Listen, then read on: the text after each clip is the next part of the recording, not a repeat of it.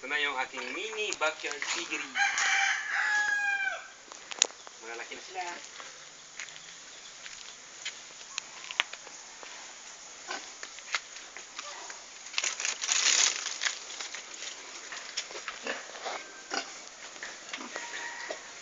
Four months pa lang sila ngayon.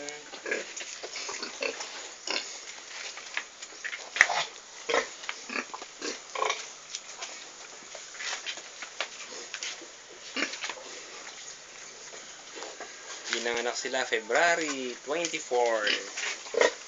2014. Yan yung dalawang inahin na manganganak pa lang. Yan ang nanay nila. Nanay nung siyam na biik. Manganganak ulit sa September. Yan naman yung bagong itatayo kong kulungan ng baboy. Ibang sistema naman yan. Ito yung kulungan ng baboy na walang amoy. Ang magiging flooring niya ay ipa.